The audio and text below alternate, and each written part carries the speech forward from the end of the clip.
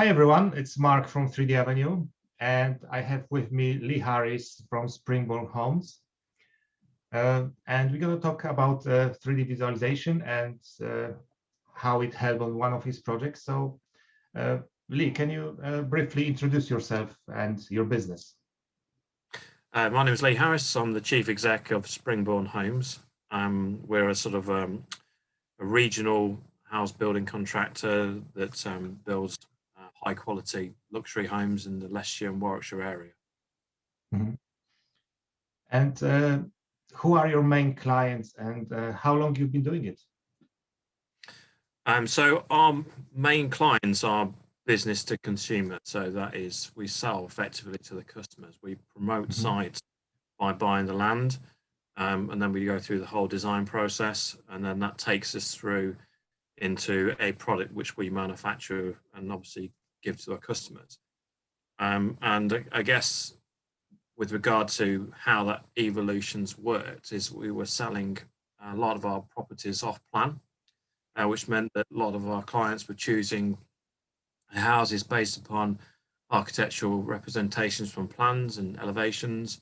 And now we sort of moved into sort of 3D orientation and modeling and virtual reality sort of scenarios, and that's enabled us to show our customers an entirely new part of the product. Right. So would you say it's mostly residential projects that you deal with in your business? Yeah, so we've done most of our projects are in the UK. We've got some properties in Antigua as well. All right. And we also do some mixed use schemes as well, but primarily our product is luxury housing. What kind of projects in Antigua you do? So we've built three properties over there overlooking the sea. So they're sort of big 5-6 bedroom properties with big swimming pools and the like. And with amazing view as well. Yes, the views are incredible. Yes, very nice houses. So what makes your approach unique in building? So our product is more based around design. So when you create a house, you're effectively creating a home, and that home is you have to almost imagine a living, breathing family living inside it. How are they going to interact with the spaces? And a lot of national house builders and other designers tend to start with that concept, but then are sort of distorted around lean design and construction design, which makes it the most cost-effective delivery vehicle. Our design starts with the whole function of the family unit, and then the look and feel makes it look more luxurious. So we're not constrained by the number of corners, we're not constrained by the materials we use. So it's all about design, creating that kind of high quality product. And that's also fabric and internally. So everything inside the Springbourne product is of a higher quality from start to finish. Our sites are typically in rural aspects, so we tend to be low density, also enjoying nice views. So the gardens, the inside outside space is quite an important connective. And also they're low density, so the sort of street scenes and sort of the arrival onto the development is quite important. Also allows us to be a little bit more hands-on with our customers and clients, so we have a lot more engagement with them on the design process, and we allow them to make changes within the design as well, so that it can tailor their house to their specific needs to make it their own, really. So they can choose, like, finishes of the flooring, for example, or tiles, or kitchen. Yeah, or kitchen. Well, what we've created, we've got relationships with our kitchen manufacturer. So they do theirs. They have what has now turned into be an online experience. So they go and have a virtual design meeting with our kitchen designers, and they get a chance to design their kitchen as they want it, using the constraints of the team. And then they can then choose all the flooring that goes in the houses, whether they want the decorations to be changed. They get a chance to look at electrical layouts to incorporate audio visual, sort of sound and media, sort of CCTV alarm systems. They get a chance to choose doors, influence on some of the staircase designs that go in there. and also some internal tweaks and layouts just to make those houses work for them, individual client. Yeah, so it's almost looks like they build this with you. You just, enabling company, but they are actually deciding, what it's going to look like when it's finished. That's right. So we kind of take a guiding hand approach. So we specify, high quality materials and finishes. So we use porcelanosa tiles, we use Hansgrohe taps and Villeroy Boch sanitary ware. So we'll take them through a process of selecting those materials. We use Karndean floors. So we kind of keep them in the constraints of using a high quality product. Yeah. Allow them that choice. Just guide them through it. We've got 26 years of experience of constructing, and these people want to have that ability to choose something a bit more bespoke rather than taking something off the shelf, which is what a lot of the national builders offer. Yeah. So what projects do you consider your flagship development? I think our most recent one is probably the most iconic. So Horsey Rise, which is in Wellsborough, is 19 executive properties, which are all over £1 million in essence and average.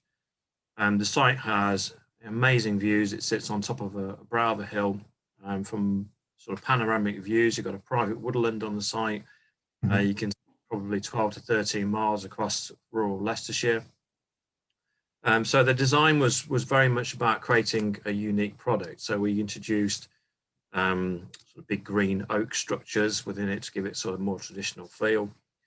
And also that street scene was quite important, where you've got a lot of luxury properties which are all effectively on one development, but then creating a uniqueness so that each individual house had its own sort of selling feature and individual aspect, but whilst also trying to tie it in so it looked like it was one development all in one place.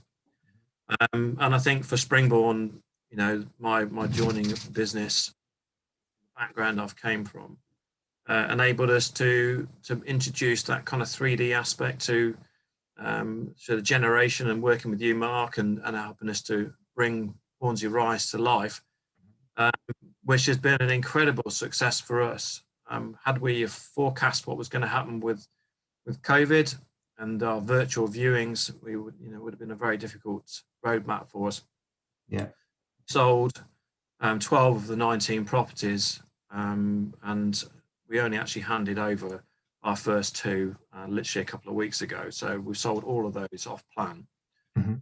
It's all been done with the visualization of people being able to see the product, what it looks like, how it feels, how the light behaves on the site before they've actually stepped foot in the house for the first time. Yeah, and I'm sure it takes lots of worry about selling the projects when you already sold it, before you finished. Yes, it's nice. It's when you set out on a journey designing a product, you kind of hope that you're designing it for everyone's interests. Each house has its unique aspect, because people want different things. But it's actually to see the product come to life and get that kind of feedback from customers. And obviously the biggest feedback is when they put a reservation on it and say, I'd like that house to be mine. And the excitement that builds with it is incredible. Customers get so excited about their new home, they're calling all the time. They want to choose various different things. And you get very much emotionally attached to your customers as they go through that journey. Yeah, I remember one of the houses there was converted from a church, I think. That's right. So the site has quite a lot of history attached to it, which you have a look on our website. There's quite a lot of detail around that. But the chapel was a key part of the existing development. We decided to keep that chapel as part of the original design. And so the chapel by itself wasn't big enough to become a converted residential development. So we put a subservient attachment to the side of it with a monopitch roof. And then we've rendered it to sort of color contrast it with the natural stone that's there. And that sort of chapel building is effectively full height, double height space, and it's just a kitchen, come family room. So it's an incredibly theatrical space to walk into now and experience. And then the rest of the house to the side of it also has some interesting features with a kind of quadrangle and space, and a 3-bedroom sort of high ceiling with the full extent of the ceiling, and with some lovely views out the back of the house. So yes, it's a nice contrast, and it's a good talking point as well. Yeah, that would be my choice for a house. What would you say were sources of frustration during the building process? I think because every one of our houses is uniquely designed and built, it's kind of, everything's a prototype. So you're starting from scratch. So every corner detail, every interface, every sort of oak connection that you're looking at is a new challenge, which you can detail out on a piece of paper. You can drill down to everything, all levels of detail. But actually, when it comes to site, you have to deal with it at a site level. So, you know, that's probably our biggest frustration and excitement, is that you have to deal with these problems on a site level. It just needs a strong team around it. And we've got a very strong team with lots of experience of building. And that enables us to get around these details. And also the supply chain. We can't use the traditional supply chain that many of the nationals use, because you're looking for someone that's got that understanding and ability to deal with a bespoke product rather than just doing a standard fitment and rolling it through. So, but yeah, it's all part of the journey, and that's what makes us different. Yeah, I agree. When I worked as engineer, I enjoyed, you know, challenges like that when you have to solve something, you know, and basically you solve the problems all the time on site. Yeah. So, do you remember how you found our company and our services? Yes, I mean, I was working on LinkedIn. It's been a sort of active platform for me to sort of just pick up on, you know, what's happening in the marketplace. Mm-hmm. And I just one of your posts on there, and saw it was exactly what I was looking for from someone to produce the documents we wanted to. And now obviously we started our engagement, which was where it all started. And what motivated you to give us the job instead of some other company?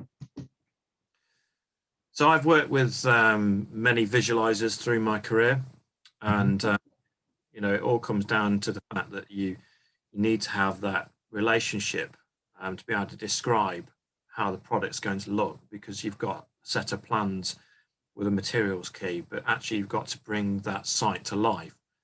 You've got to show how it's going to feel, what sort of landscaping is going to be there, how the light's going to behave, you know, how the finishes are going to react.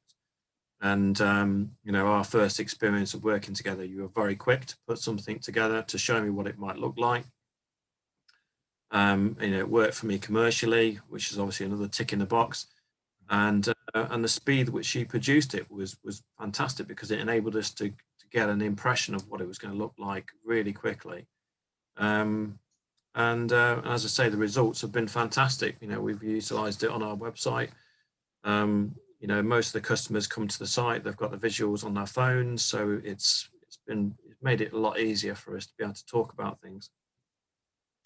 And I guess, you know, for us, as we go forward, we've got a number of other sites, and we're going to be using, you know, your services to produce visualizations and modeling of how planning issues are dealt with. You know, and that will be the next utilization, and then we'll certainly use that again for the sales proposition, because it's worked so effectively. All right. So with the 3D visualization on this project, what areas do you think it improved, and is it possible to quantify it somehow?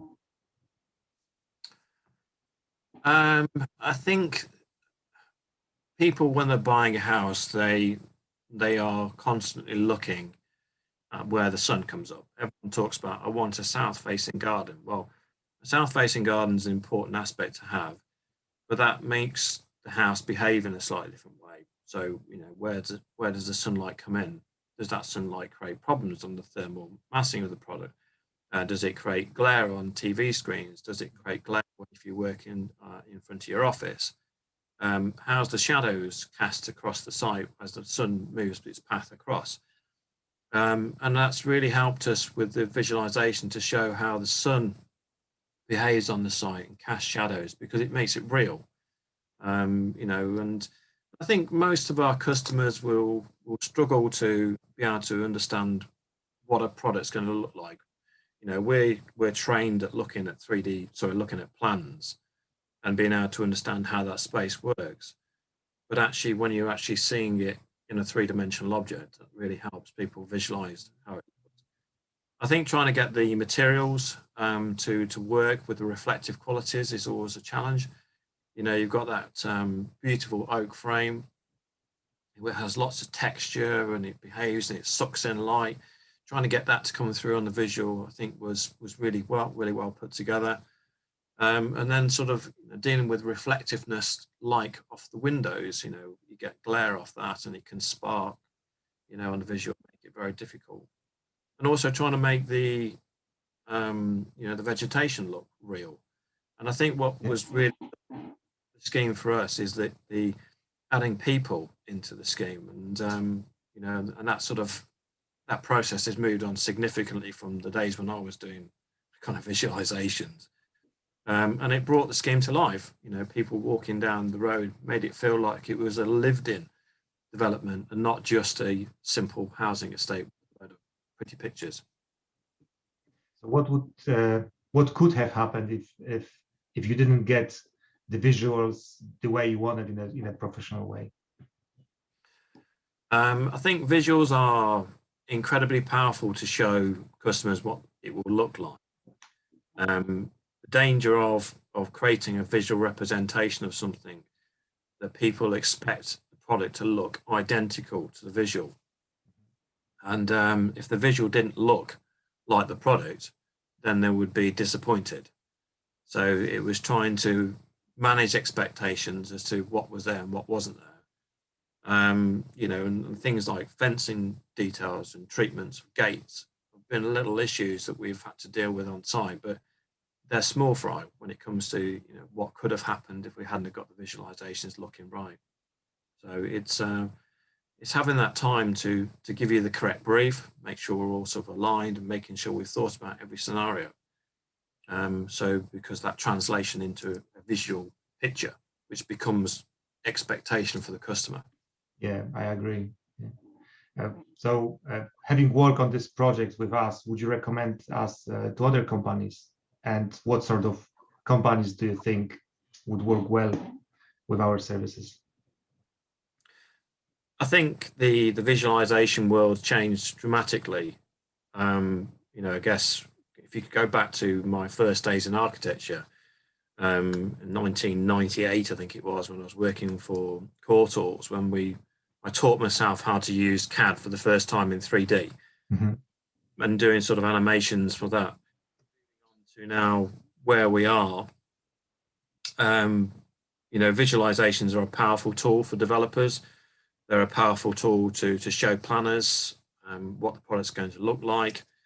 It gives people in parish councils an opportunity to see what a product's going to look like as they're part of the consultees. And it also enables you to think about how your development's going to behave with light, look about how it behaves with the landscape and the architectural aspects and the civil and the groundworks and the road, and to actually understand from a construction point of view how it's going to be delivered as well, with regard to setting up welfare units and handing over the site in phases. So that's been really useful. And obviously from a sales proposition point of view, the customer gets a chance to see a visualized product rather than looking at a set of elevations which they can't really read or understand. Yeah. So you started with AutoCAD when you started your design journey? Yeah. Well, when I graduated from architecture, we were still using drawing boards. So it's when into my first year out, I was the only person in the studio that was using CAD, and it wasn't even a Windows-based solution. It was on a tablet. Oh. So I've gone back quite a bit. And you go through the process of learning different CAD systems, and then using 3D was kind of a real enlightenment as to seeing something completely transform. And then sort of the bolt-on software that sort of went onto that to try and make the translation from a 3D object into a rendered object. So it's been quite exciting. It's nice to see that the development in the last 22 years from where I was started out to where we are now is fantastic. And I think the virtual reality part is the next step, which I'm really excited about taking on. Actually putting a VR set goggles on somebody and being able to engage in a space would be a fantastic translation now. So hopefully we'll go there with you. All right. So you think that's the next step in selling off plan to having virtual reality viewing basically with the clients? Well, I used to work for a leading interior design and build company. So we used to pitch large corporate offices. We used to pitch big educational projects. And I was using VR in that environment. And whilst it is a different dynamic because it's first person, you can only give that headset to one person. Only one person in that room can engage with that space. Whereas you've got a committee of people around you, with sort of 5 or 6 decision makers, it makes it difficult for you to share that experience. But it was incredibly powerful. You actually put one person inside that area, full immersion, where they can walk around and they can interact with, parts of the office and parts of the interior. And I think, giving the customers that ability to walk down the street, walk through their own front door, go into the kitchen where they would make their cup of tea, look around the room and decide on, where they might choose to sit, where they might choose to use their laptop to do home working, how they might sort of move up and down the stairs and through that hallway. I think that's kind of the next step really, is to give that full immersion experience. We're actually working on a system where you are able to be in the same virtual space with few other people as well, so you can see their avatar and you can see what they're pointing at as well. So that's something that we will be able to show you as well. Well, that's great. My daughter's actually studying games design, so she's interested in VR. So we'll be going down that journey at home, I think. So I'm looking forward to seeing what she can do. All right, that's great. That's great. Way forward. So what's next in your business for Springbourne Homes? What's the next project? So our next site we move to in the summertime is going to be at Melton Mowbray. So we're building 30 houses there, again in a nice rural setting with a big long private driveway, and there's quite a lot of landscape features to it as well because it's a beautiful site. So we'll be making the landscape work harder for us in this particular instance. We've got some natural buffers and some beautiful sort of public open space to incorporate. And it'll just be a chance to test it and do something different, move it on a bit. And then we're also going to be talking to you about, we've got a couple of sites which we're in planning. So we'll be talking to you about producing some planning documentation. Yeah, and as well. Yeah, I'm looking forward to it. So what is number one piece of advice for developers trying to improve their business or just starting in the development world? Well, that's an open question. So the good development starts with a great site. So you've got to have a great site. You've got to buy the site right. You've got to have vision. And then you've then got to create a product that looks appealing. And a lot of developers are criticized for overdevelopment. So they try and achieve too much on the site, try and put too much product on there to try and get the return on investment. And that's where the criticisms lie. People like space around them. People like gardens. They may not want massive gardens. We offer a much larger garden than most. And that's a great experience for most people that walk in. They say, this is a great sized garden. And So you need to give people space around them, and also space between the properties, and space for people to stand back and look at the properties, park their cars. You know, most families have got 2 cars. When they have 2 children, they need another 2 cars, and they need a drive that takes 4, and so therefore they don't want to be dealing with off-street parking. So from a development point of view, that's how we approach it, and also the quality of the product. And the quality of the product needs to come through in every selection that you choose, how you present it, and also, you know, also it's about that engagement with the customer, being able to really feel that sort of that journey of, you know, creating their home, being part of their family, understanding how their mechanics work, and creating a product that they're going to live with for the next 20 years. So focus on quality rather than quantity. Absolutely, it's all about quality. Yeah. That's Well, that's. Where can people find out more about you and Springbourne Homes online? So our website's www.springbournehomes.co.uk. And so all of our projects are online there, and you want to find out more about me, I'm obviously take a presence on there as the chief exec, and also I've got a profile on LinkedIn as well. All right, thank you very much, Lee, for a chat, and yeah, see you next time. Thanks, everyone. No problem. Thanks. Thank you very much.